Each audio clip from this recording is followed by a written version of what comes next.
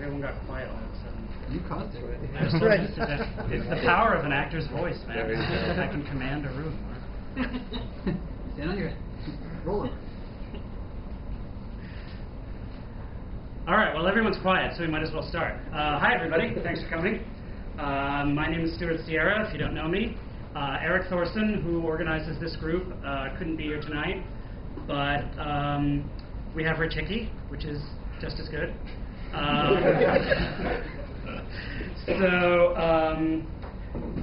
We also thank you to Google. Where's Andre? Thank you for hosting us in this space and giving us lots of awesome bandwidth that is letting us do a live stream of this event for the first time ever. How many people are watching? We've got 175 people watching the stream. It's my biggest audience. We'll try to post a recording sometime later.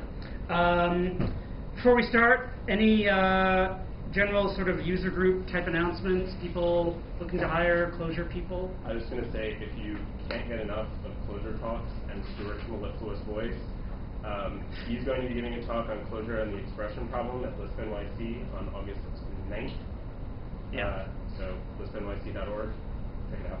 Yeah, that's right. If you didn't hear, I'm doing a talk on Clojure here at Lisp NYC. I don't know if it'll be in this room on August 9th. Will it be here? It'll be at Meetup. At Meetup, right. Okay. Yeah, any other announcements? I'm supposed to remind you we're always looking for speakers for both Clojure NYC and Lisp NYC. So if anybody's interested in one of those, send a message to Eric or Brian. ClojureCon. I'll get to that.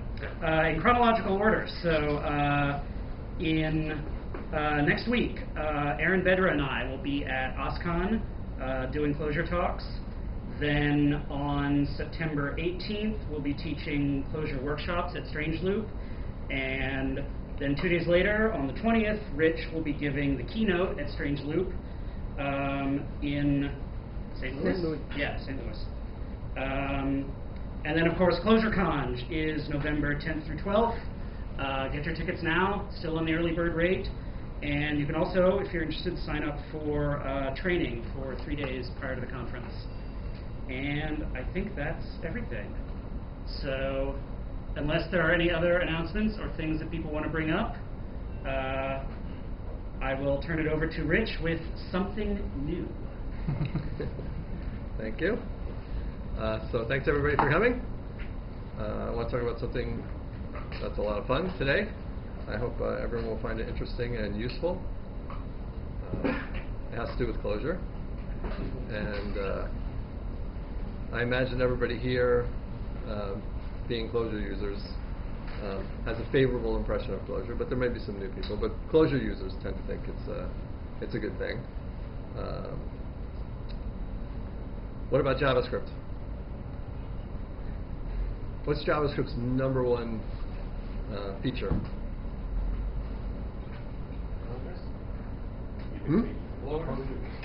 No. JavaScript is everywhere. Yeah. So these are two interesting facts, and what I want to talk about today is something we're calling ClojureScript, which, as you might imagine, is Clojure that runs on JavaScript. So why would we do this? Why do we need something like this? Well, it's certainly the case that not only does JavaScript have a lot of reach, JavaScript has exclusivity in several places, in particular on the browser. There's no other programmable technology on the browser. And JavaScript is the most portable technology in a bunch of other places, particularly mobile. Right? So you want to write a portable mobile application, JavaScript is the key way to do that. However, even its proponents would admit that JavaScript itself is not particularly robust in several areas. And while it's possible to write robust JavaScript programs, doing that well falls to the user. A lot of discipline is required. At the same time, while we have this pervasive JavaScript, that's not so robust, we're having increasing requirements placed upon applications. Right? We want more sophisticated applications on the phone, more sophisticated applications in the browser, in particular, things that are true applications, moving away from the HTTP paradigm of hypertext and page-driven applications to resident applications that sit in the browser on an enduring basis, update the screen, talk to services, not page-oriented at all anymore. And people want those applications to do what desktop applications used to do, which puts a lot of pressure on the applications and, in turn, on JavaScript itself. So the rationale behind this is pretty simple. I think, and I think Clojure users would find, and many other people might find, that Clojure is just a simpler and more powerful and more robust tool than JavaScript. And when you couple that with the fact that the JavaScript VMs are getting higher performance implementations every day, I mean, there's essentially an arms race going on in JavaScript VMs. The opportunity presents itself to take Clojure and have it run on these VMs because they're strong enough and fast enough to run Clojure. So by doing that, we will empower developers to write these sophisticated applications with a higher degree of robustness and more power. So the strategy overall is a pretty simple one, and one that's taken by other languages as well, targeting JavaScript. We will compile, we do compile Clojure, a substantial subset of Clojure, and we'll talk about the details of what's there and what's not later, to JavaScript source. In addition, one of the strategic goals of ClojureScript is to leverage some of the best-of-breed approaches to doing JavaScript application development, and they involve tools that Google has developed. The other thing we want to do is make sure we aren't targeting just the browser. Right? We said JavaScript has all of this reach. Certainly the exclusivity lies in the browser area, but it's being used elsewhere. The availability of the V8 engine from Google and its use in things like Node presents the opportunity to run JavaScript in a bunch of other environments. People are embedding JavaScript in databases. There's a bunch of places where JavaScript is the extension language. We want to reach all of these things. It's not a browser-specific play. There are some things that we're not trying to do and we're not going to try to do. One is to completely implement every single feature of Clojure. There are some that just don't make sense. There are some that have been more modern features of Clojure replace some of the older features, so we probably won't do some of those. Another non-objective is to make large applications portable. Just like Clojure reaches both the JVM and the CLR, the intent there was never to have you write this large program on the JVM and take the large program and run it on the CLR. That's not the point of Clojure being on these different platforms. The point of Clojure being on these different platforms is you need to target the JVM, or you need to target the CLR, or you need to target now JavaScript. What do? Well, you want to bring a certain skill set to bear, and if you have a skill set in Clojure, you can bring it to bear in all three places. In fact, there aren't many languages that can target all three places. In addition, you can have substantial libraries that you can bring to bear in all three places, particularly libraries that involve algorithms. On the other hand, you're not going to try to make a UI work in all three places or a database code work in all three places, and there isn't actually a need for that. That's a theoretical feature that nobody needs. So that's not an objective for us. Another non-objective is that this is not about getting Clojure to run in the browser so people could try Clojure and try a REPL in the browser. It's not a demo tool or anything like that. So it ends up, as most large Lisp applications realize, Lisp has always had eval, but eval has always been something that you didn't really use very often in production. If you were, you sort of were not getting it, and particularly when you have a compiled Lisp like Clojure. And so the same thing is true here. So we're not trying to replicate the development capabilities of Clojure on the JavaScript platform. And you'll see how that breaks down when we look at the particular features. So the target here is production applications. We're trying to make a version of Clojure you can use to write applications that run every bit as well as something you would write by hand in JavaScript, but with a lot more concision, with the power of macros and a bunch of other Clojure facilities. It's not a toy kind of thing. So that's the strategy we're taking. There's a couple of tactics we're going to use to do it. One tactic is that ClojureScript is going to be, and is, written in Clojure and itself only, no JavaScript. The other is that ClojureScript is delivered with and on Google's Clojure tool set. And there are a lot of very significant advantages we get from doing this. So these are the two tactical approaches we take to this effort. So what are we talking about when we talk about ClojureScript in ClojureScript? The compiler itself is written in Clojure. When you write macros for ClojureScript, you write them in Clojure. The compile time environment is a Clojure environment. And it will then in turn compiles to JavaScript, and that's where the libraries run. The libraries for ClojureScript are written in ClojureScript, all the way down. Right? There is no equivalent. If you're familiar with the Clojure implementation, there's a substrate that's written in Java, which consists of a bunch of the core data structures, like the sequences and the maps and vectors and sets, and then the compiler, boot.clj is or core.clj now is sort of a bootstrap file that sort of defines the rest of the language in itself. But there's this Java layer. We're not replacing that Java layer with the JavaScript layer. ClojureScript is written completely, the library is written completely in ClojureScript, including the data structures. And we get that, as you'll see in a second, because we have def type and protocols at the bottom. So there's no JavaScript source files for ClojureScript. So, we've talked about Clojure and Clojure many times, and this is the first implementation of Clojure and Clojure. It happens to have a different back-end target. But this is sort of, a lot of the design work underneath data types and protocols was based around, what would you need if you wanted to implement Clojure in itself? This is the proof of that, because ClojureScript is written in itself in terms of protocols and def type. So all of the abstractions that were interfaces on the Java side for Clojure are protocols in ClojureScript, which is what you really want. And it's quite a beautiful thing. We'll look a little bit at the code, but it's a lot of fun. And all the data structures, the Clojure data structures, maps and vectors and sets, are written in terms of def type. So again, we have a lot of power right out of the gate in the core CLJ file. When we're booting up, we have enough power to define the fundamental data structures of the language in itself.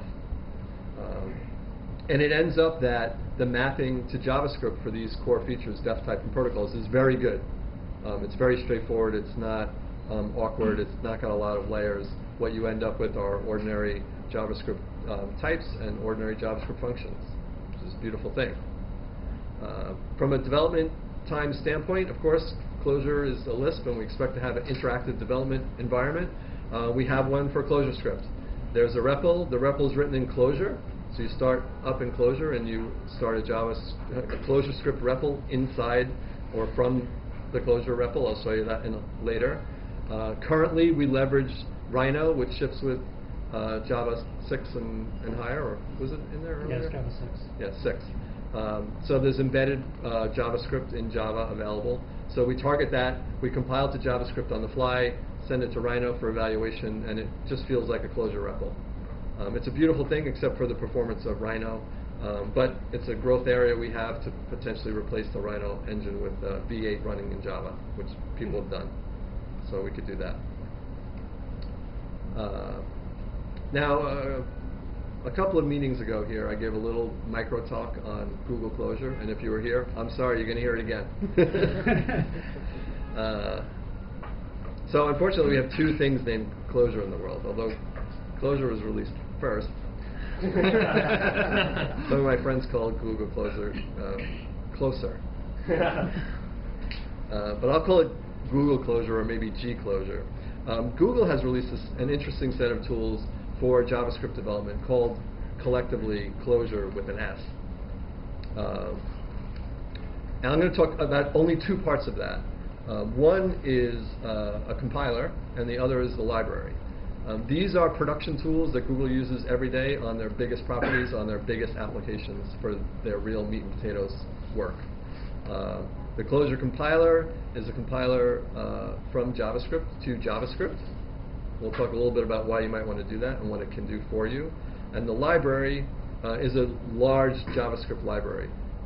This is the stuff they actually use in all of these apps. Google Plus is the hot new thing, and some of the leads have mentioned the fact that it's built on the Clojure library.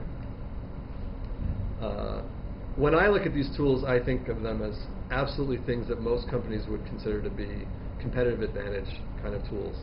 So why has Google given them away? There's many possible reasons you see companies give away technologies, and I think most of them don't apply here. I think Google sincerely is motivated by having better, richer, more powerful web applications be developed, and have given away their best tools for doing it. They're not throwing something over the wall. This is not something that they've abandoned. They're actively developed. They're not trying to dump it on the community for a maintenance job. They have another motivation, or several other motivations, but fundamentally, they want the web to win. And that's part of the story for ClojureScript. It's for developing applications on the JavaScript platform. And that's what these tools are for. So let's dig into the tools. The compiler, the Clojure compiler, Google's Clojure compiler, is an optimizing compiler in the traditional sense. It is not merely a minifier, right? It does things that look like minification, right? It does white space removal. It can do within function name shortening and things like that. But the key feature of the Clojure compiler is that it is capable of whole program optimization in something they call advanced mode. There's a link here. You can try it. I'll talk a little bit more about this. So they threw these things out into the public a while back, and people looked at the compiler and the libraries. And they looked at the compiler and they said, oh, this looks like another minifier, and you can use it that way. And so they pointed it at their stuff and said, oh, look at it minify. And it's, as a minifier, it's 5%, plus or minus from the stuff you're already using for minification. It does do that. It does symbol replacement, and it does it just about as well as anything else. But to think about it as a minifier is really to miss the point. As an optimizing compiler, in particular as an optimizing compiler to which you're going to submit your entire program, it's able to do whole program optimization. It's able to say, I see you wrote this function, but you never call it. So I can get rid of it. Right? That's a lot more getting rid of, potentially, than turning foo into f. And that's what it does. So it does dead code elimination in the large. It really does uncalled code elimination for your whole program. And the results are dramatically smaller than minification can do. Why would you care about something like this? I mean, why do you care, right? Everybody minifies their libraries. You look at these libraries, you're like, well, this is pretty tiny. This got down to 15K and 40K and 30K. The reason is that as you're looking to make more sophisticated applications, you're going to need both larger libraries and more libraries at your disposal. But think about your average application, right? It does some UI, it does some data interaction, it may talk over communications channels, right? It may have some data structure manipulation. It may use a little bit of a bunch of different libraries, but it will rarely use all of them. And as you bring more or larger libraries into play and they're only minified, your footprint is still the sum of the minified sizes. And you can't get around that. So you can't really fix that. But whole program optimization can. However, to do this well requires a lot of discipline. In other words, the other experience people had, so people looked at the compiler and they said, oh, this is a minifier. Right? And the whole program optimization kicks in a mode called advanced mode. So people flip advanced mode on. They're like, oh, cool, this must be better than minification, I'll turn it on. And everybody found that their programs couldn't make it through advanced mode. Advanced mode said, I can't deal with this. And so they said, advanced mode doesn't work. Right? Why would Google make this sophisticated optimizing compiler with an advanced mode that doesn't work? Of course it works. It doesn't work on your code because your code wasn't written to the set of conventions it expects. And that's part of the whole trick with JavaScript. I don't care what you're doing with JavaScript. You may not be targeting a whole program optimizing compiler, but whatever you're doing with JavaScript, it requires a whole bunch of discipline. Using any particular JavaScript library requires adapting their conventions for using JavaScript. It's the same with Google's compiler. It expects you to take a certain approach to using namespaces, a certain approach to doing dependencies, a certain approach to structuring your code. And when you do that, you've given it the recipe it needs to optimize your program. So if you take an arbitrary program, it can't do a good job. It requires convention in your authoring of JavaScript. And there's a lot of trickiness to that, right? You can write something and you can give it a name, and it can make that name go away. Okay, but what if some other part of your program you're accessing that same property by string? Well, they better not have minified it, right? Or that string access won't work. So how do you talk to your compiler about what you're exporting to the users that needs to be kept, intact, and what you can minify? It has conventions for all those things, but unless you learn them and use them, you don't get the benefits. So it begs the question, right? That sounds like a lot of work and discipline. Of course, the Google engineers do that, and they get these benefits. But as a consumer of this that doesn't work at Google and doesn't have an environment and community around using this tool, how would you do this yourself? It would be pretty difficult. But what if you were using a language that automatically produced code in this form? That would be pretty cool, I think. Now we flip to the other side, which is the library.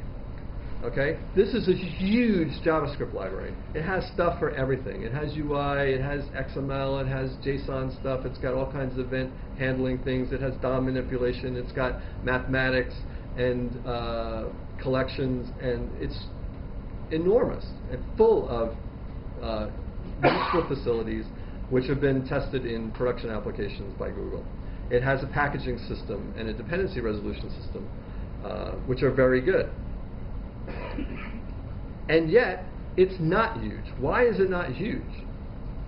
I mean, it's plainly huge. It's like hundreds of thousands of lines of JavaScript code. It's gigantic. It's not huge because it was written with these conventions. It's completely designed to be compiled by Google's Clojure compiler. You can take this giant library and say, include the giant library, and then write hello world, and get a 300-byte JavaScript file. Because it said, oh, you didn't use the whole library. I'll eliminate it. And so that's really great. So again, they threw this stuff over the wall. People looked at the compiler and said, oh, this is a minifier and advanced mode doesn't work on my code. Yawn. Then they looked at the library and said, oh my God, this is another giant JavaScript library. It looks like it was written by Java programmers. I don't want to do this. I want to use my tiny minified cool kid stuff. That is completely missing the point. These two things were made to be used together, and when you use them together, it's much more powerful than anything you could cobble together from libraries you found on the internet. Right? It's just not even the same game. And this is Google's approach. You really only get the benefits from combining the two things. But it's really a game-changing thing to say, requiring a library, saying I use this library, does not imply in pulling everything it has in it in against your application. When you separate those two things, you can make completely different decisions about how you use libraries and what libraries you choose to use. You're not afraid of a large library. You're not afraid of using a lot of libraries in your program. So I consider this to be an absolutely winning strategy, and obviously Google does, because that's what they do. They've decided it's the right way to do rich applications and deliver them in the memory-constrained and wire-delivered environments that they target. And I think they've given away really stellar tools for doing this, and they're tremendously underappreciated. So what does this mean for ClojureScript? Right? ClojureScript is built to run in a way, it compiles code that's built to be symbiotic with this, just like their library is. Right? So their library is already symbiotic with their compiler. But you have to write JavaScript code by hand that also is to get the benefits. So if you use ClojureScript, it emits code that is compatible with advanced mode. It only emits code that's compatible with advanced mode. It's a permanent objective of ClojureScript to emit code that's compatible with advanced mode. You do not have to think about that. It encapsulates all the conventions that are required to do that. In addition, it bridges the gap to the dependency system. So another critical thing that Google's Clojure compiler requires is that you use the dependency system because it needs to know the dependencies, right? If it's going to do whole program optimization, it has to be able to find your whole program. How can it do that?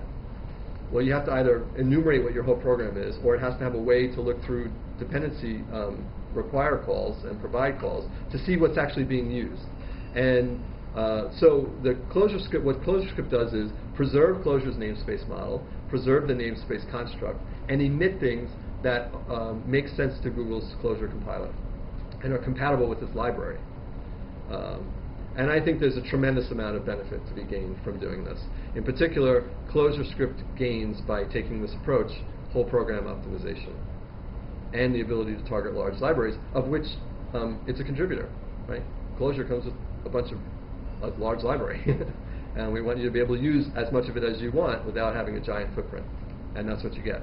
If you're interested in how Clojure works, just get the O'Reilly book with the bird on the front. Easy to do. You sort of can't go wrong now. And it's actually quite a good book. But if you want it, if you do it's want not like it, the one on the left. if you do want the full story about Google Clojure, the Clojure book with the S is a good description of Google's Clojure, and I think it's terrific stuff. All right, so I did not come here to talk about the idea of ClojureScript. I came here to talk about the reality of ClojureScript. So what have we got? We have a compiler. It compiles ClojureScript to JavaScript. Optionally, you can also run the Google compiler on that and get whole program optimized JavaScript. We have a REPL. It does what you expect, and I'll show you that later. We have all the primitive operations that make sense, which is most of them. We have arity overloaded functions, all the stuff you expect from Clojure. You have macros. You have full-fledged macros, just like Clojure macros. In fact, many of the macros for ClojureScript are just sort of imported by theft from Clojure and just work, which is really terrific. So you have all the power of a Lisp in having syntactic extensibility. You have an interactive development environment. So this feels like Lisp to me. You've got the Clojure data structure set. You have sequences and maps and vectors and sets, and most of the library for this is in place. So you can go in there, soch, conj, map, concat, all that stuff is working. You have proper symbols and keywords. So you can write code that uses symbols and keywords and have that all work correctly. Destructuring works. You have access to regex in a compatible way. Down underneath the hood, you have def type. Def type works. All the core data types, as I said before, are written in it. Protocols are present. So all the abstractions are written in terms of protocols. You can use them for yourself. Extend type and extend protocol work. And you can extend JavaScript primitives like string and number. You can extend nil. And you can extend defaults. You have a way to specify defaults for protocols. So the protocol story is completely sound here. What's interesting and somewhat different about ClojureScript versus Clojure is, for instance, in particular, protocols in Clojure are written in terms of a fairly sophisticated and large set of Clojure. So it's kind of hard to bootstrap Clojure on protocols. In ClojureScript, I implemented protocols in such a way that they're defined in terms of the primitives that the compiler can emit.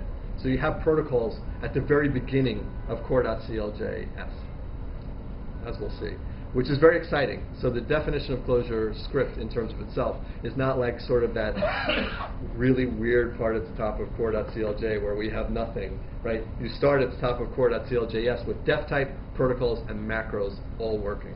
So the implementation of ClojureScript in itself is quite pretty and a lot of fun to hack on. What else is there? There's over 2,500 lines of core code running, ready to go. So tons of it. Clojure string is there. Clojure set library is there. Clojure walk is there. Clojure zip is there. And just to get an idea of sort of what it takes to move stuff over, one morning somebody said, I think we need Clojure walk, and somebody else said, I think we need Clojure zip. And an hour later, somebody said, well, we've got Clojure walk, And somebody else said, we've got ClojureZip. Any kind of algorithmic code like that is an easy walk to get running, and I expect the rest of the libraries to fall into place rather quickly. So that's fun. Clojure walk was about a 2-line change. Yeah. And of course, once people know how ClojureScript relates to Clojure, it will be relatively easy to write libraries that run without change on both. But you might find a Clojure library that has a little bit of Javaism in it that you gotta hide somehow so it doesn't leak over. There is a reader for Clojure data, because, well, I don't even know why I have to ask this question to a Clojure room. Why not JSON? Right, we know why not. Clojure data is just a much richer format than JSON. Right? You've got, well, first of all, you have to use strings for everything, right? You have keywords and symbols, you have sets, you have metadata. So if you're writing client-server, client-service applications in Clojure on the server and ClojureScript on the client, it's just a terrific story. You're just going to have all the fun you want. Send Clojure data over and start using it on the other end.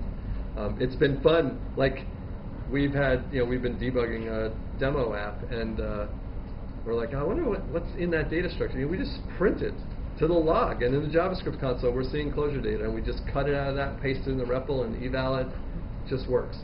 It's really sweet. So there's a reader. What else have we got? We've got namespaces. They work as you expect.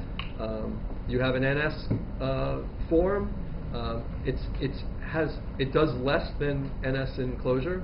It's circumscribed somewhat, and but it is so that it integrates with Google Clojure.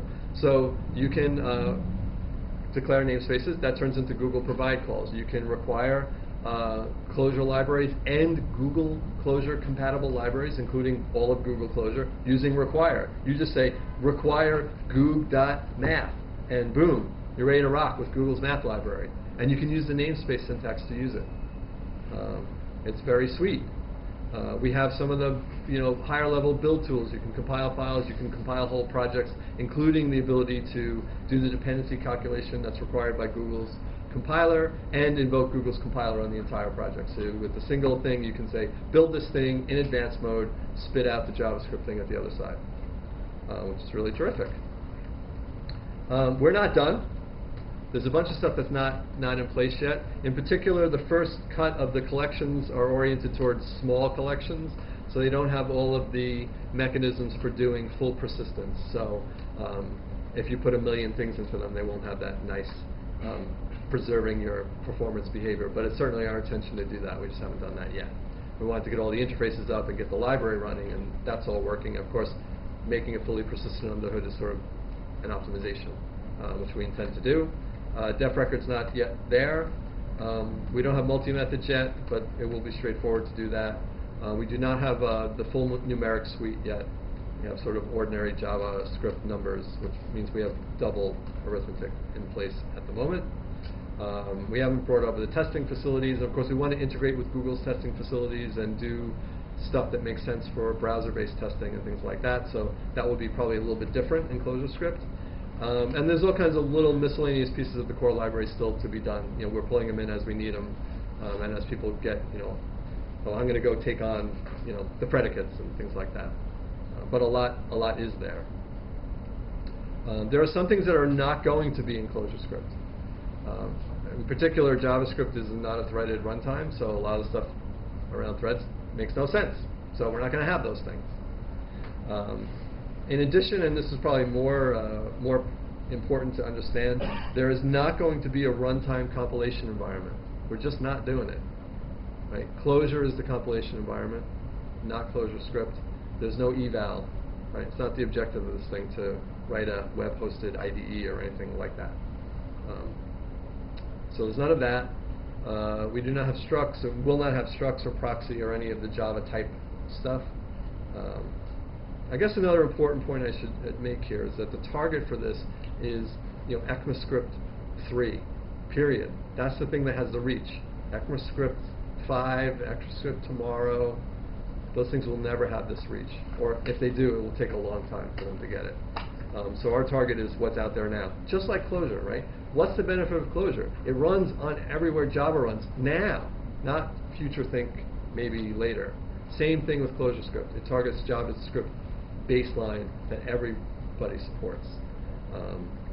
So even though JavaScript may talk about type this and that, and maybe we'll have bridges to that, we'll never require that in our implementation. The other thing that's not there is there's no runtime constructs for vars, namespaces, or protocols. A lot of these things are used by development time and compile time environments. In other words, there's typically in Lisp this merging of your dev experience and your runtime experience. And sometimes you tap into that, but often you're just sort of taking advantage of the fact that you're more often taking advantage of the fact that my runtime is available at dev time than you are taking advantage of the fact that my dev time environment is available at runtime. Does that make sense? And so we don't actually have the latter. We have the former, we don't have the latter. So we don't have that stuff, and we won't have that stuff. I should be clear, this is still new. It's very new. The target is for production use. It's not ready for production use. But there's nothing to our mind that keeps us from thinking that it's going to be quite suitable for production use. So it's just a matter of some more effort. But it's at a good state. Obviously, I just enumerated a whole bunch of stuff that works. It's certainly ready for people to play with it, and that's why we're here. So there are some bugs. There are definitely missing bits, as you'll see. There are some rough edges on things, like occasionally we see we ported a function and not gotten all the arities in place and things like that. So and arity checking. There's a bunch of things that we'd like to make better, which will be obvious if you try it. So that's okay. There's more work to do. A lot of work was done already, though, and has been done. And I would really like to give my sincere thanks to this team of people who worked on it, which is the members of Clojure Core and a bunch of our friends. It started as a personal effort by me, and then I opened it up to Core and some other people. Obviously, you can't start from scratch with hundreds of people participating, but we're ready now to share that. So I'd like to thank everybody here, and give a special thanks to all of them, because they spent their Friday time and their spare time putting this together over the last couple of months. So yay, go team!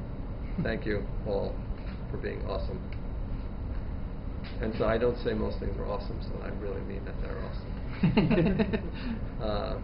However, just to be clear, this is a Clojure project. It's under the Clojure CA. All the normal rules apply. It's released under the Eclipse license. It's just like Clojure. I'm sure Stu is busily trying to get the repo. I'm trying to fork it right now. Copied right now, so that everybody can start playing with it. So it'll be on Clojure's GitHub repo as soon as he finishes that. We have hardcore forking action. Hardcore forking action. Right? That sounds like speak. That sounds inappropriate somehow. It's up. I get it. You want to tweet that? Can you grab No. that? All right. And of course, we could definitely use help moving forward. There's a lot left to do. There's more libraries to be ported. There's completeness stuff. There's testing. There's things we'd like to do around the environment and the tooling. We've got everything started, and we have a bunch of pieces in place, as you'll see. But the more the merrier. This is really a killer tool. In addition to the ordinary participation things, I'd also like to remind you about opportunities to interact in person. The first is the Conj, right? It's coming up in November. You should get your early bird tickets now. It's a discount. Don't let it go. You'll end up not getting the discount.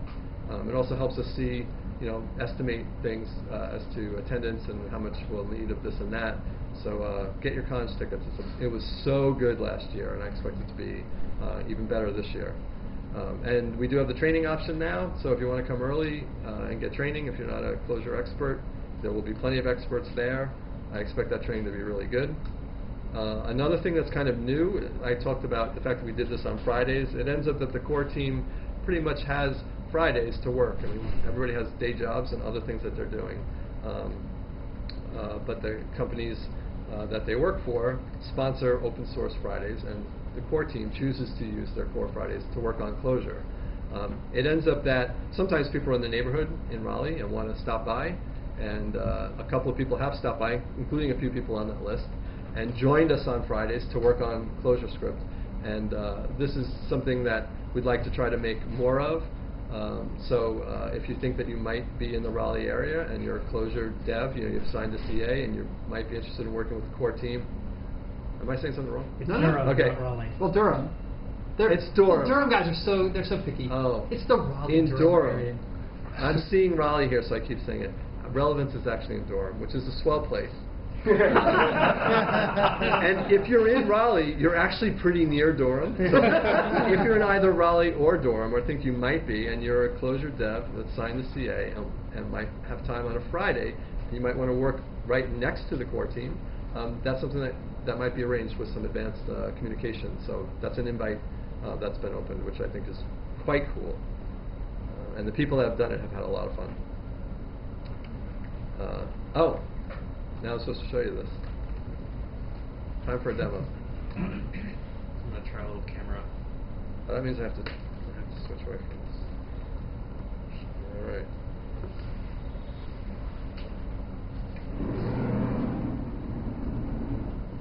This looks horribly distorted on my screen. So. Can we see the bottom? Or you want that bigger too?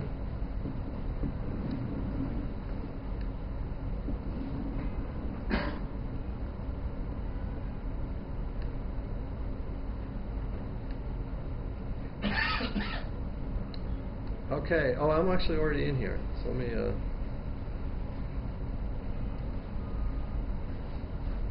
get out of this. So right now, can everybody see the bottom? Kind of, sort of. This is always bad. You can say no out loud if you can. Okay. Great. Internet's saying they're having trouble seeing it. Not sure we can fix it. I'm not sure, and that could be a clarity issue. Yeah. So right now I'm in the Clojure REPL. So I just started Inferiorlist the ordinary way, and I have Clojure. I'm just going to manually start ClojureScript so you can see what that is. But the ClojureScript compiler is a Clojure thing, and I'm going to require it ordinarily, like that. This REPL environment is something that we use to communicate with Rhino. It has some stuff in it that they want to see. And finally, we start a REPL with that environment. And that sends all of ClojureScript's code through Rhino, which, as I said before, is not particularly peppy. And then we get this prompt, which is now the ClojureScript prompt. So, and of course, you don't need to go through this multi-step thing. There's a script in the repo that just starts ClojureScript REPL. It does both of these steps, and you start with this prompt. And everything you type here, oops, not up there, down here,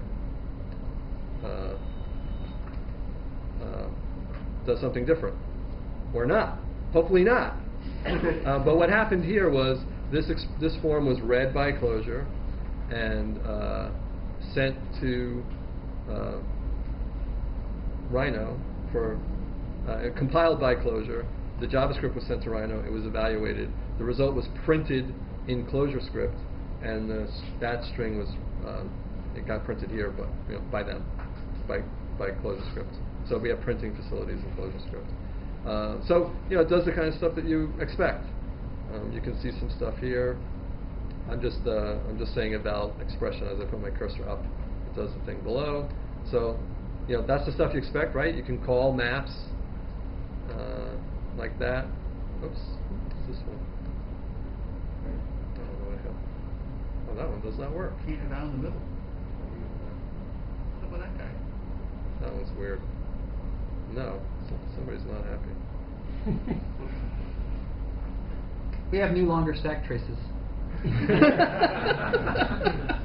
Since that was the one thing we really felt people needed from Clojure was longer stack.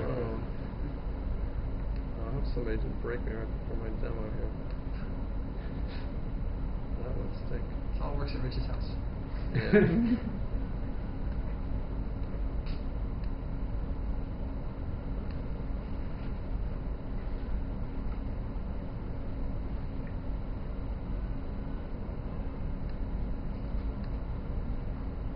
Alright.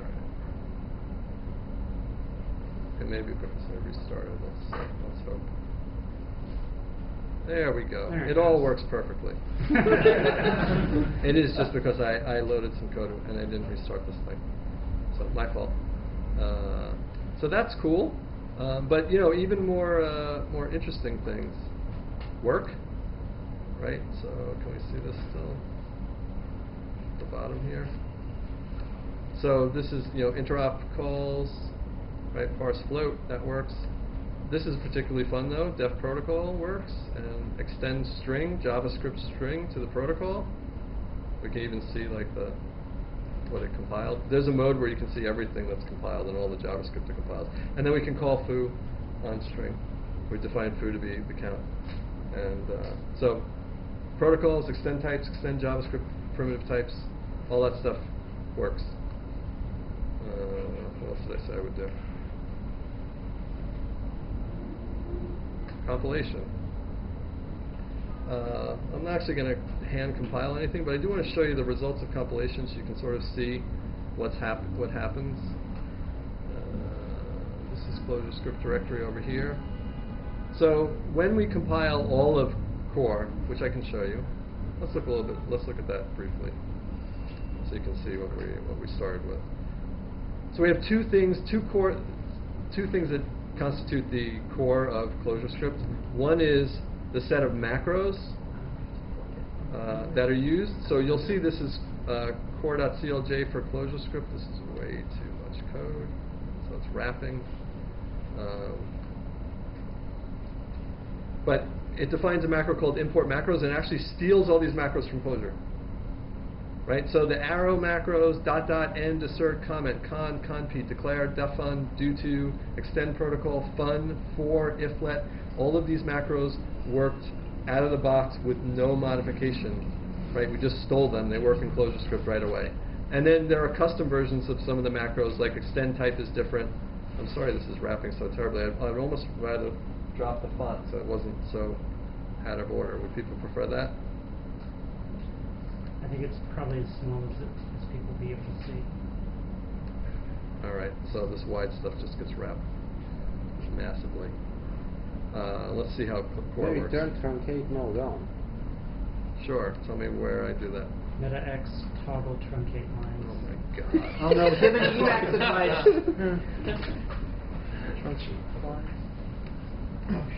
All right.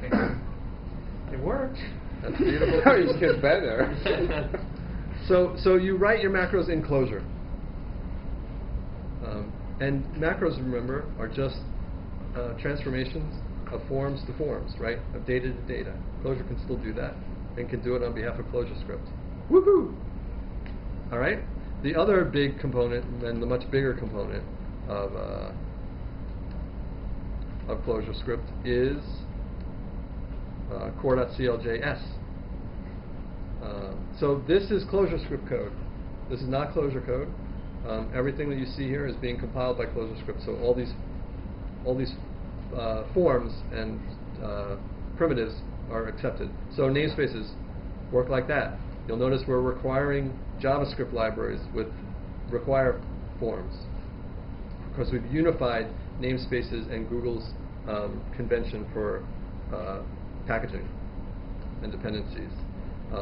There's a couple of little portals to raw JavaScript. There's a new JS star primitive to expose the things that we don't end up exposing in ClojureScript. Nasty things like this and the way truth works in JavaScript. Right?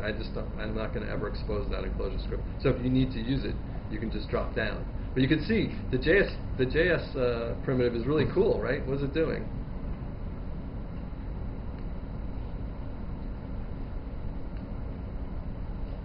Some string coolness. It's doing interpolation, but what is it putting in there? Because I can tell you, this X is not the symbol or string X in compilation. It's this nasty munged thing. So it's not merely interpolation, it's actually interpolating things with knowledge of how names resolve in the scope in which it's used. So it's a very powerful tool. So we have defun, we have defs, we have metadata on things. I mean, this looks like Clojure code to me. But look, right away, we didn't define def protocol, we're just using def protocol. Here are all the abstractions of Clojure. Associativity, right?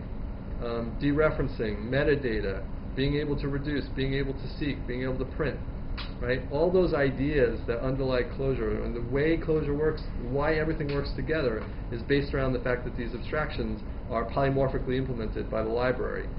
They're all protocols. And then we can start extending, like we extend nil. So the implementation of nil for all these protocols is right here, which is a beautiful thing.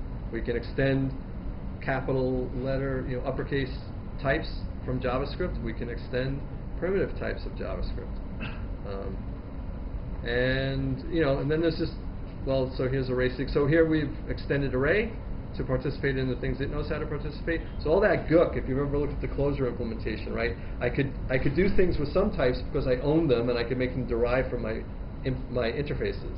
But the built-in types I couldn't modify, so I always had to have a, if it's a Java this, do that. If it's a Java that, do the other. That all disappears because now we've defined the abstractions as protocols, and we can extend anything using protocols. And then it just goes on and on. First rest, blah, blah, blah. It's a beautiful thing, but it's more beautiful because there's nothing else. There's no JavaScript. There's no big library of other gook. The entire definition for everything is right here. Of course, this is a huge file. It's just going and going and going. Maps and whatever, and all the key stuff, and partition, and more stuff. Printing. Atoms. Was that all written by hand, or did you partially mechanize the generation of this? This is written by hand. Yeah, mostly copying and pasting from Clojure source code. And we have some tests here and stuff like that. So before we get to the tests, whatever, it's a lot of code. It's whatever, 2,600 lines of code. So this is a great example, right? Because when you compile this file, you get a 366K JavaScript file. And then Google has two modes of the compiler, simple mode and advanced mode. Simple mode does just white space elimination and pretty printing. So rather than show you the output of the compiler, I'll show you the output of core simple. So, it's already loaded here, so I should just do that. So, I'm just going to switch this reread. No, it's just... Oh, wait, it's changed on disk. This is what messed me up before. There we go. So, it turns into this boatload of JavaScript. Right. This, in simple mode, absolutely everything you wrote in your source is compiled to JavaScript. So you can see all the compilation of everything. We're not going to talk really about implementation details today, but this just goes on and on and on. But what's cool is advanced mode. So that's 300K. Now, you could minify this all you want, but it isn't going to turn to less than 200K through ordinary minification methods. But look at Core Advanced. It's only 40K. And in fact, if we... I don't even know how to do this. Can I do this here? If we say compress this thing, does that work? What does that do? Yeah. It is. It's 6K. What happened? What happened was nothing. We didn't call anything. Right?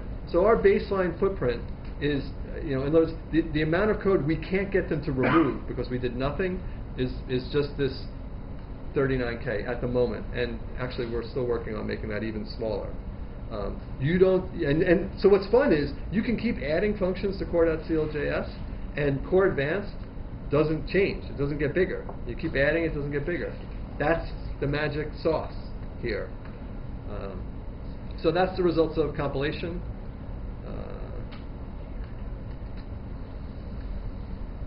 What else are we doing? Oh! Well, it would be nice if it ran on the web somehow. So there's a sample here.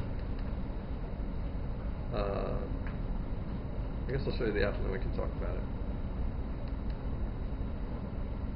What might be a good thing to look for in the Twitter space? ClojureScript. Do you think people are talking about ClojureScript? Yeah, I've got it on the screen. On the internet?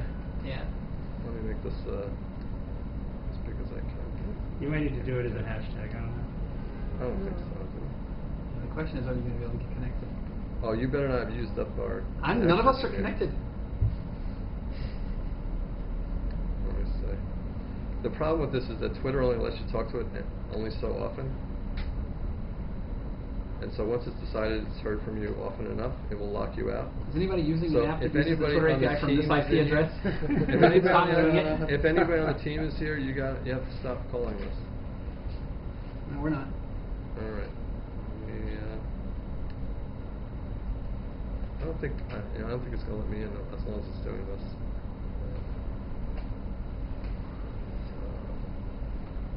Let me rebuild it. So we have two kinds of tools for doing builds.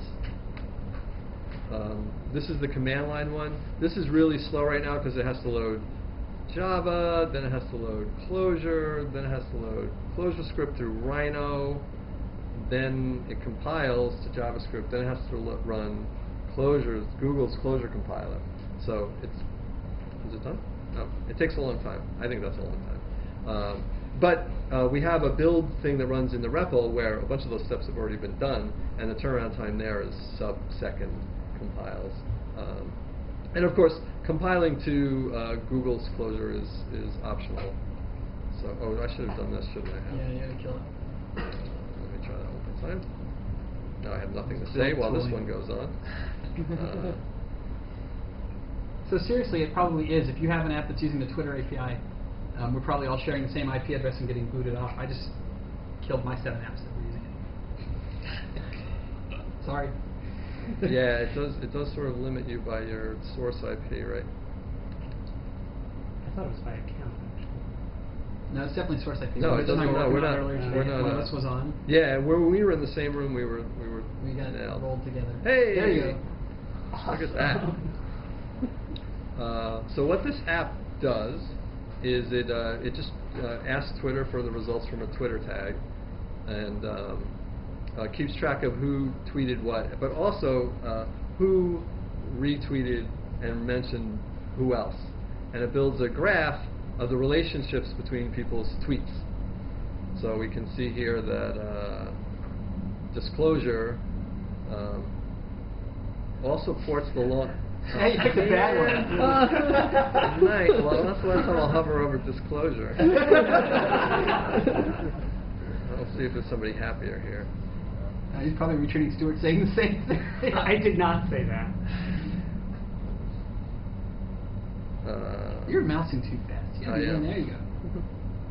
Okay, so and then it lets me it polls Twitter as often as they'll let us, and updates this graph, replacing people as they become sort of the leaders of the conversation and people start following them. So it's a cool thing. It's not rocket science or anything, but it's written completely in ClojureScript.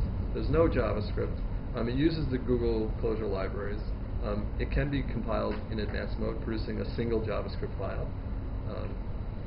And let's look a little bit at how it works. Code you have for this? How many lines? I don't know. Let's look. Somebody will have to tell me how to do line count in Emacs, and then I can tell you. Well, there's a bunch of files. So one of the cool things is you're not all concerned about files, right? Oh, I don't want to have that many files. Oh, what's the browser going to cache? And that's all gone, right? You have as many files as it makes sense from your development perspective, because what's going to happen to it all? It's all going to it's going to go through this meat grinder. That's the Google Clojure compiler. And it's going to spit out one tiny little thing. So there's actually several files. I don't even know how many files. There's 6 or 7 files. We can look at the core thing is one of these 2 files. Oh no, it's this one. Right, so it's just beautiful stuff. Require Google network code and timer code and events code and DOM code, and set up state with Clojure literals, right, and have an atom for our state, because we're still going to do state the right way in ClojureScript, even though it's a single-threaded thing. It's still saner to do this. And believe me, we've seen the benefits from doing this just in this little tiny app. Right? You don't have to care about aliasing when you use immutable data structures. And you do care about aliasing even in a single-threaded app. Right? Because one part of your app's like, I'd like to remember this. The other part of your app's like, I'd like to change that. right? Now you're screwed. It doesn't matter if they take turns single-threadedly.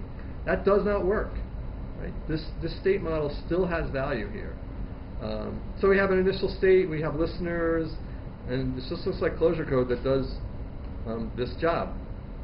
Adding mentions, updating the graph, right? This is nice.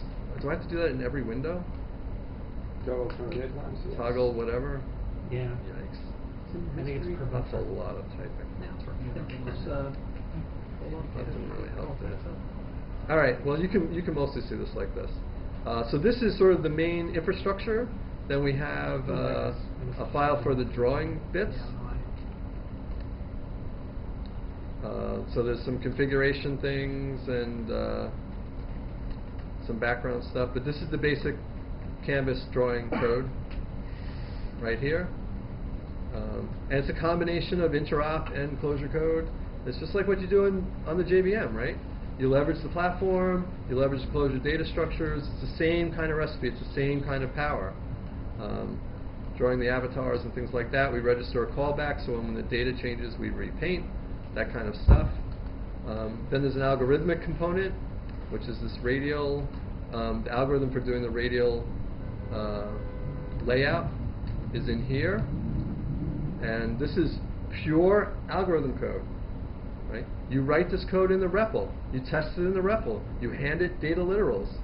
Right? You don't have to go into the browser to see what happened. Right? You just interact in the REPL. And so doing this work is here. So it's really simple. Getting the message, the mentions, right? The descendants calculation, calculating the weight, which is a tree dive, right? And the basic layout thing, which I don't understand because it's too big a function. He says needling system, but it works. And coordinate conversions. So the cool thing is that this is the kind of stuff you will not be afraid to do in ClojureScript. You have some algorithmic stuff, like the first cut. Because I was familiar with it and nobody else had some free time, I tried to do the layout with a simulated annealing approach. Right, which is a cool thing for optimizing. Back then, we were trying to show all the relationships with everybody. It ends up being a really crappy way to do this, and it looked bad. So we changed it to this one. But it's just so sweet, right? Writing simulated annealing that can run in the browser using Clojure. It's like 10 lines of Clojure. This is the entire inner loop of a simulated annealing algorithm.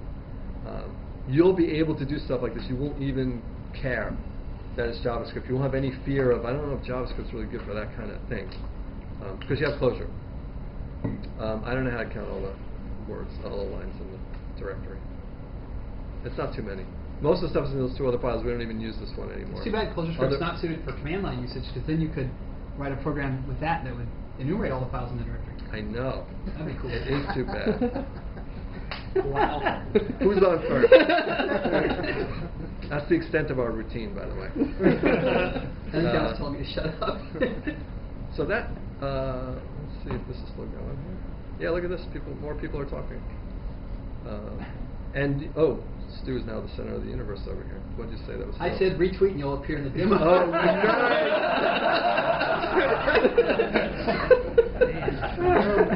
Some people. So thank all my fans. This is nice stuff.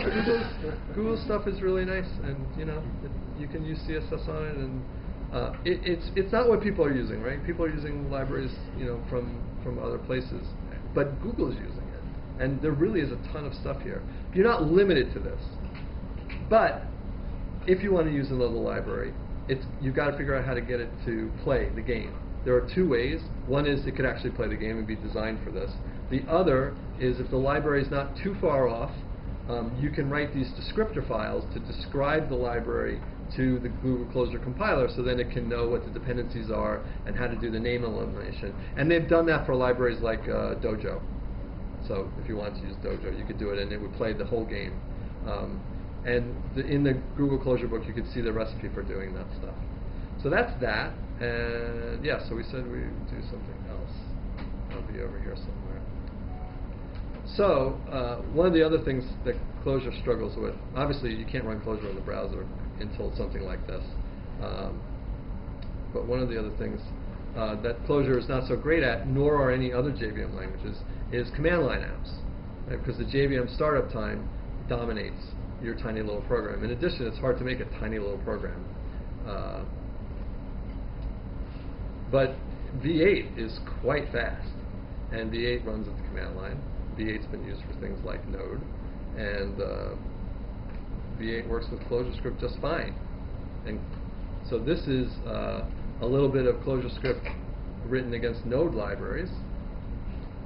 So this is going to run Node, load ClojureScript, load this ClojureScript, or load this ClojureScript compiled JavaScript file, and enumerate the directories, these two directories. Just do that again. So that's much more responsive than starting Java. So you can do that. So we can target V8. You can run V8 command line apps.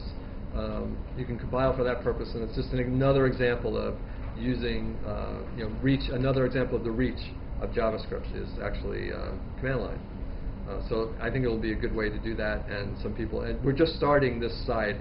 There's a lot of little tricks involved in running with the Node libraries and things like that. But it's certainly possible, and it certainly starts fast.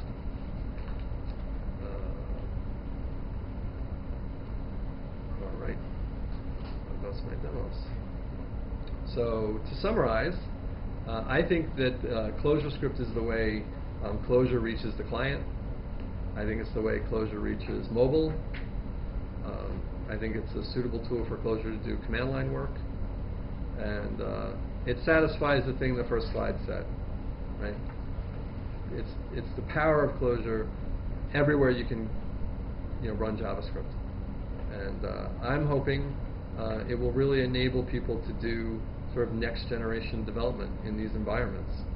Given a tool with macros and the ability to write DSLs and the ability to generate code to run on the client, that's straightforward. In other words, think about ClojureScript as a target for your DSL.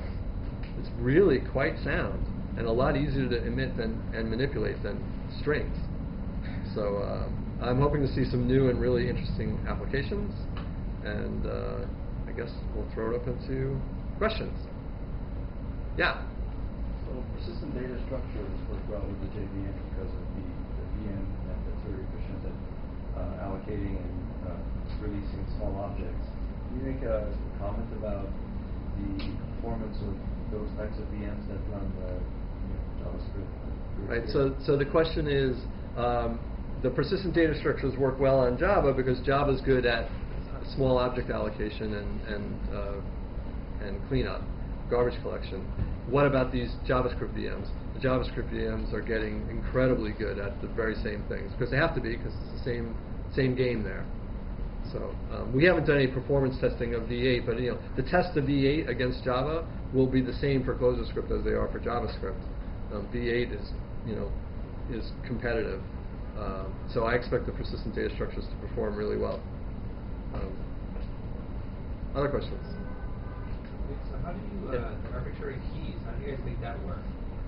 Like Arbitrary set, like key. You like put a vector to set. This is like the thing that drives you insane in JavaScript. You can only have strings as keys. Yeah, we don't have that problem. But how do you solve that? It's tricky.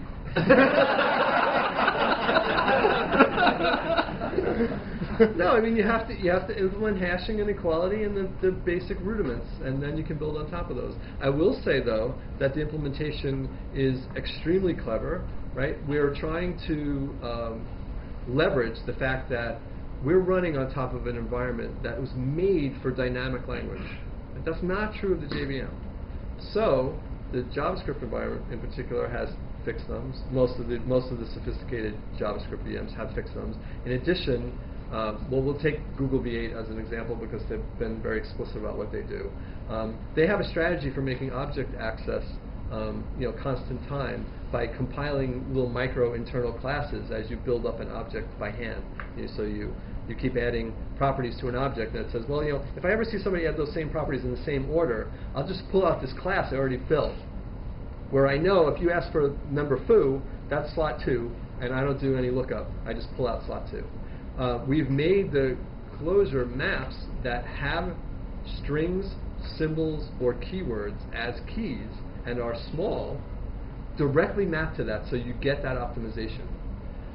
And only when they have non-string keys do we end up with a proper hash inequality based thing.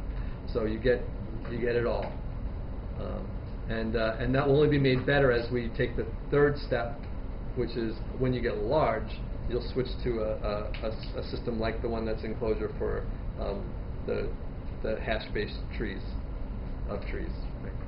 And you'll have everything you want. Big data structures, small data structures that work.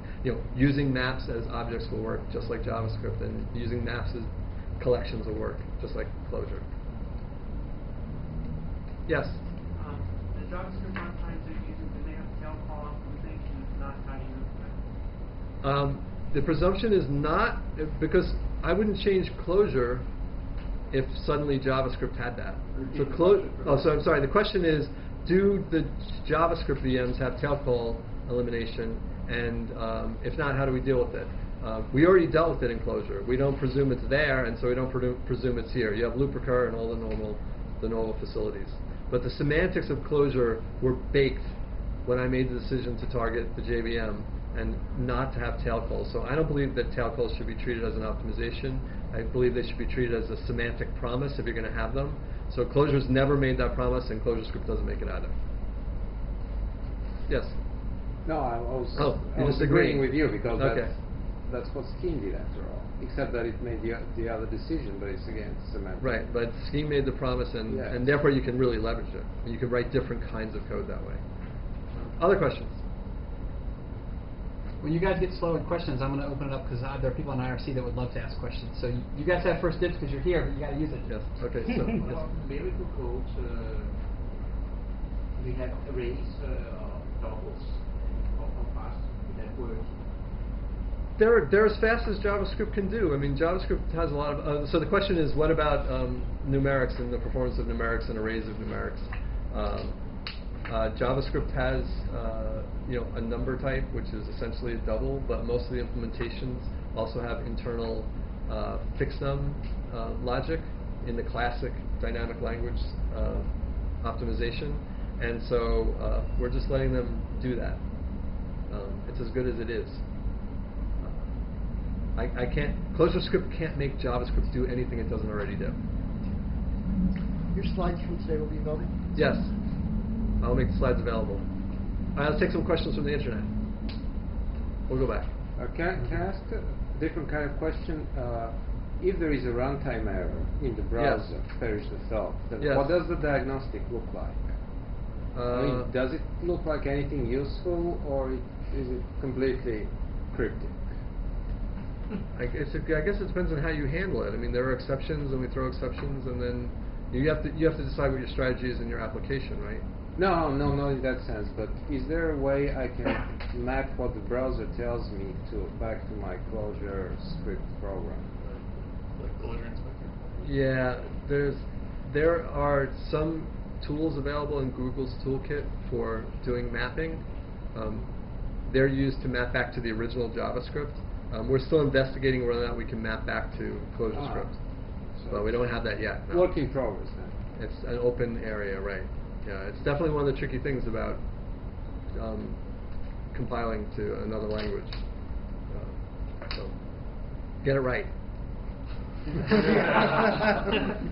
All right, now let's take a question from the internet. Stu.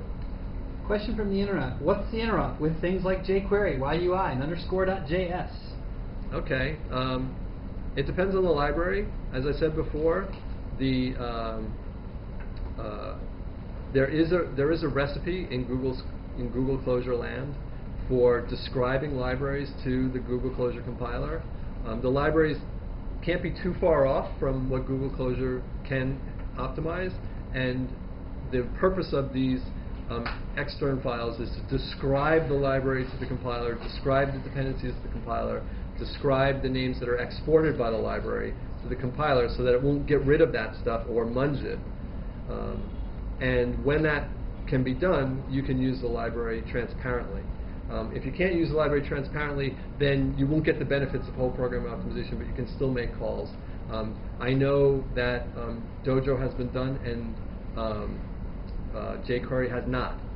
Apparently, so far, the story in Google world is that jQuery isn't compatible with advanced mode, somewhat fundamentally. I have no idea what the details of that are. I know some people are trying to do it. On the other hand, I would say that your attachment to these JavaScript libraries should be relaxed, if nothing else.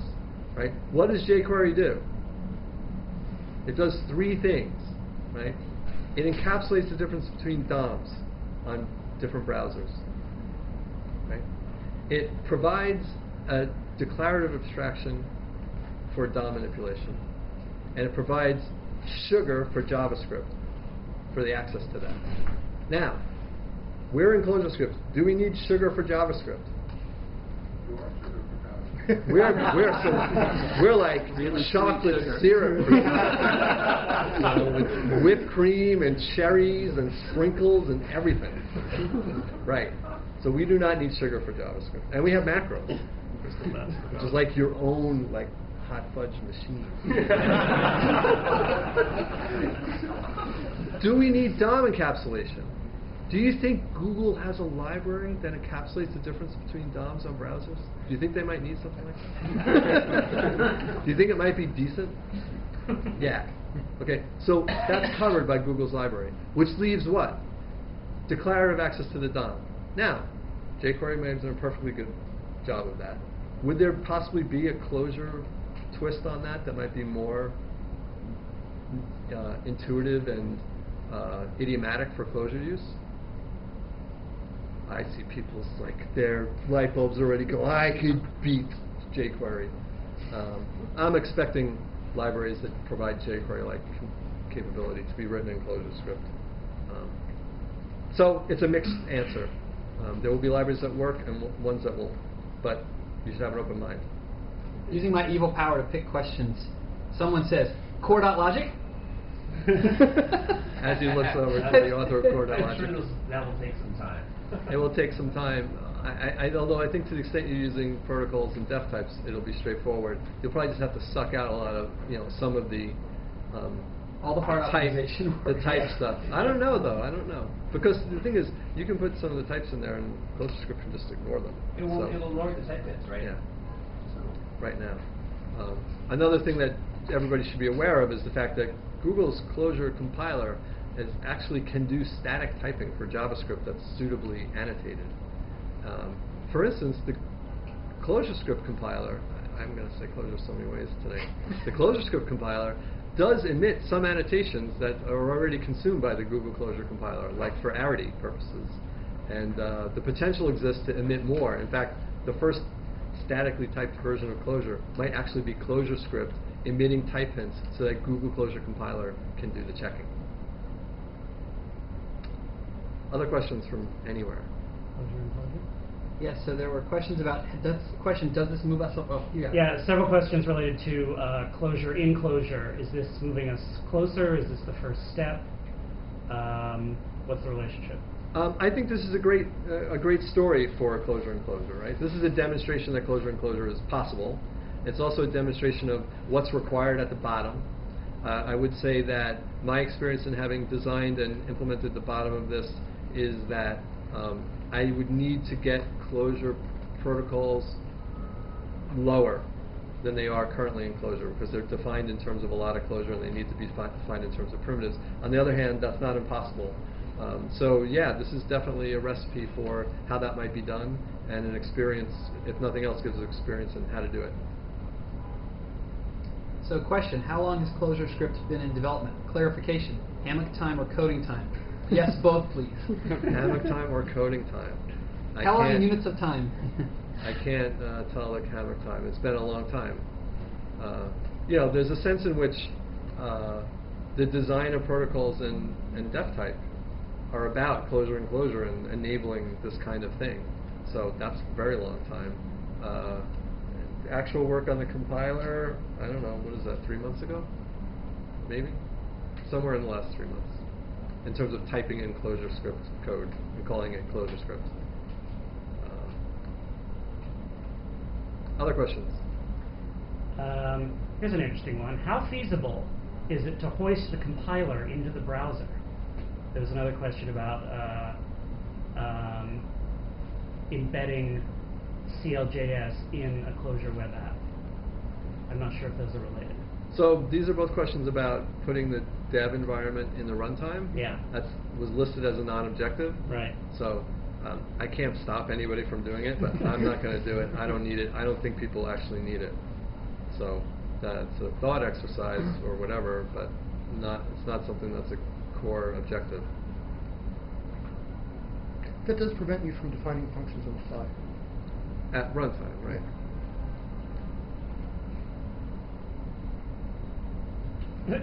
Someone's already volunteered. Other questions? There's no way somebody's not going to do that. I'm not going to do it. Did you leave the thing running so we could see how big the buzz graph is? I don't know. Yeah, I guess I did. Wow. Wow. Domination. Stop retweeting Stu.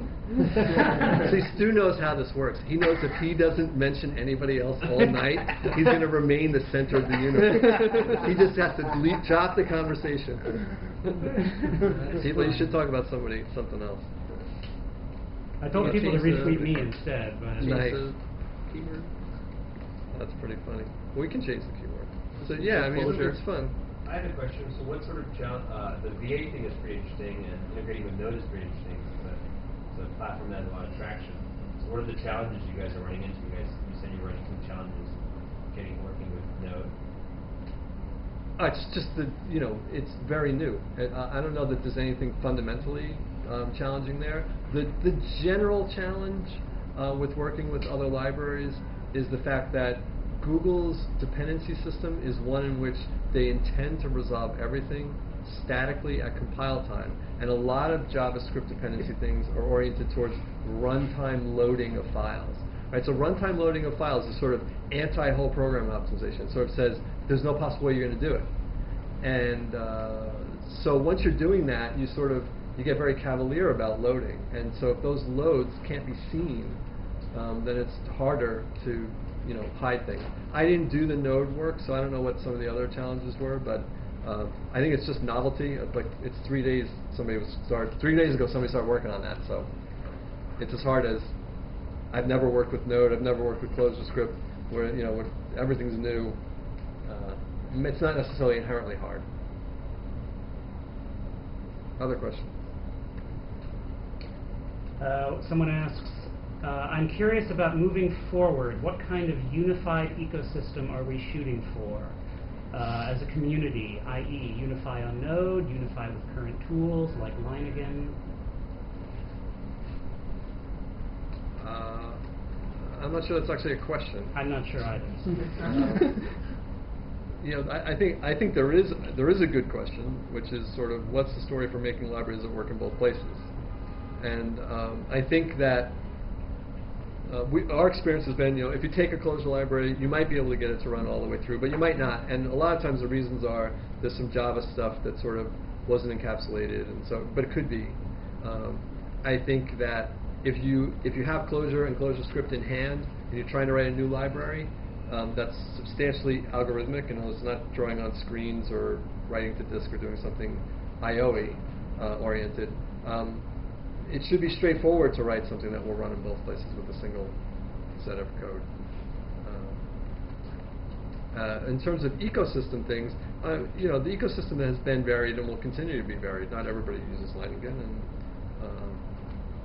I would hope that Maven would never get near ClojureScript. I'd like it. We have binary delivery on Java. There's no such thing in JavaScript, so I'd like to, maintain a source-oriented delivery scheme for ClojureScript. There don't be jar files and things like that. I'm not going to superimpose that. Other questions? Yes. Is there any possible hope or desire to sort of unify the ClojureScript core with the Clojure core? Or does that make any sense at all? Well, I mean, right? so there's a bunch of cool things about ClojureScript. One of which is, we got to write the compiler in Clojure, right? So the Clojure compiler is written in Java, the ClojureScript compiler is written in Clojure, and has What? Can you repeat the question? Sorry. The question is there any hope for unifying ClojureScript and Clojure, sort of at the lower level? And so the ClojureScript being written in Clojure is very nice because get an opportunity to get rid of all the Java code and an opportunity to revisit the way the compiler works. In particular, the analysis phase is now discrete, and the output of the analysis phase is directly consumable and is all Clojure data structures. So yeah, I could see you taking the ClojureScript compiler and emitting something else, maybe Java code, pretty straightforwardly. So you think the compiler is pretty pluggable? It is not written to be pluggable, but it's not terrible, and it's actually quite small. The ClojureScript compiler, well, when I was done with it, before other people started touching it, was only 500 lines. The whole thing, the analysis and the emitting, it's tiny. So yeah, I think that a refactoring would be required in order to make it pluggable. But it's not rocket science. It's a recursive descent compiler and then an emitter that spits out text, which is exactly the way the original Clojure was written. So yeah, I think there's a lot of interesting things that could come out of it, for sure. All right, there's something funny going on. I don't know what it is. What's his name? I don't know how to pronounce it, but his question is hysterical. The unifying one? Yeah. So with respect to unifying Clojure and ClojureScript, is it plausible to have shared memory between a server app in Clojure and a client in ClojureScript?